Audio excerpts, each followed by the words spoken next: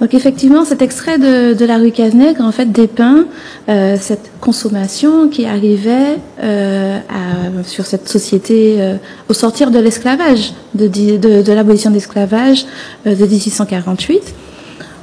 On voit finalement que la consommation, en 1980, elle n'est pas si éloignée que notre système de consommation aujourd'hui. Revenons peut-être à l'élément principal qui a amené cette consommation, le caïdon, Madame Bosphore. Oui. Alors, le caïdon. Il faut savoir, bon, Vicky vient de parler de la fin de l'esclavage. À la fin de l'esclavage, il n'y a plus d'esclavagisés, il y a des travailleurs, mais il fallait à tout prix chercher un moyen de les maintenir sur les habitations et aussi un moyen de les assujettir.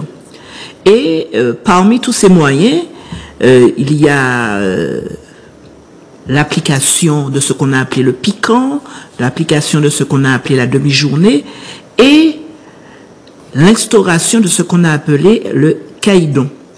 Le caïdon arrive justement sur ces habitations qui ne sont plus des habitations esclavagistes, mais qui sont quand même des habitations dont les propriétaires sont les anciens maîtres qui avaient gardé leur habitation. Alors, ils ne font plus de sucre, puisqu'ils n'ont plus d'ouvriers, ils n'ont plus de travailleurs à leur disposition. Ils plantent de la canne qu'ils vont vendre aux usines centrales, puisque à la fin, à l'abolition de l'esclavage en 1800, à partir de 1852, 1855, 1860, vont être mises en place ce qu'on appelle des usines centrales, et ce sont les usines centrales qui vont faire le sucre. Sur les habitations, les anciennes habitations esclavagisées, on va garder seulement quelques petites distilleries pour faire le rhum. Alors, ils n'ont plus droit de vie et de mort sur les travailleurs, mais il faut chercher un moyen de les assujettir, de les tenir. Et le moyen pour les tenir, ce sera justement cette histoire de caïdon. Alors, qu'est-ce que c'est que le caïdon? Il faut savoir que aux abords de chaque usine centrale et sur les grandes, c'était pas sur les petites, sur les grandes habitations de canne à sucre, il y avait une boutique d'habitation. La boutique d'habitation était tenue soit par la femme du géreur ou bien sa concubine. Et c'est lui qui faisait venir des produits dans cette boutique d'habitation.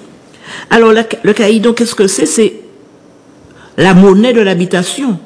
Les maîtres, les propriétaires des habitations vont battre monnaie. Ce sont des princes, ils vont battre monnaie et ils auront l'autorisation du gouverneur pour mettre en place ce caïdon. Alors, c'est quoi le caïdon?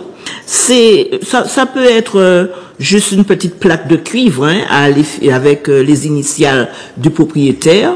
Quand il n'avait pas de cuivre, quand il n'avait pas de métal, il le faisait en carton. Et voilà comment est né le caïdon. Donc ce petit bout de métal que l'on remettait, on ne donnait pas son salaire aux travailleurs. Là, on est déjà dans la rue Cazenègre. On est après la guerre, on est déjà dans les années 1940-1950, mais là, je parle du caïdon bien avant le caïdon en 1852, 1860, et ils vont payer, on paie le travailleur avec ce caïdon, et il va avec ce caïdon, il va acheter des choses à la boutique de l'habitation.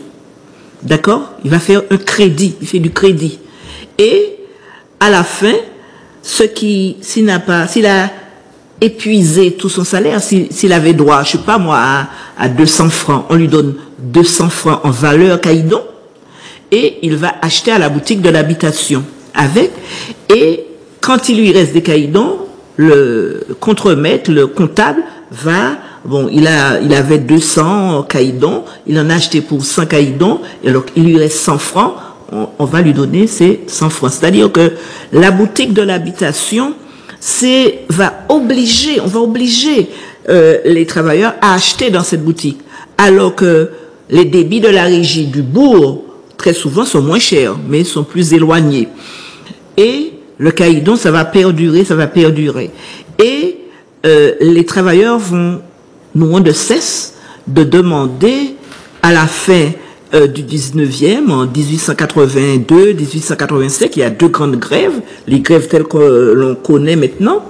Et en 1900, lors de la grande grève de François, ils vont aussi demander l'abolition de ce caïdon qui les ruine, en quelque sorte, parce que le caïdon les empêche d'aller où ils veulent, d'aller acheter où ils veulent.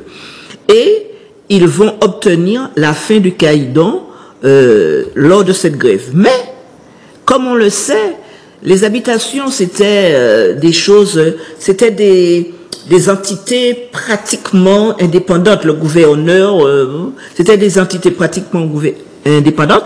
Et en 1900, même si on abolit, même s'il y a une injonction du gouverneur qui dit, bon, plus de caïdon, mais sur certaines habitations, ça va durer. Ça va durer jusqu'à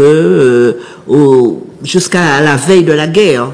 On aura dans certaines habitations, certaines grandes habitations qui étaient en vase clos, on aura ce caïdon qui va durer.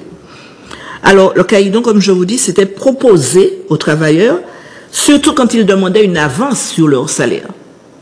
Donc, on leur donnait un caïdon, cette monnaie d'habitation. C'est la monnaie de l'habitation, mais qui n'avait de valeur que sur l'habitation.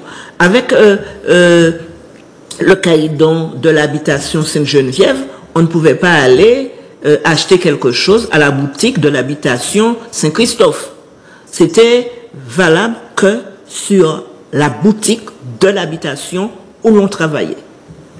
Si oui. Ça peut... Voilà. Oui, déjà, donc du coup, si on comprend bien, le caïdon, ce n'était pas qu'une monnaie finalement, c'est un système.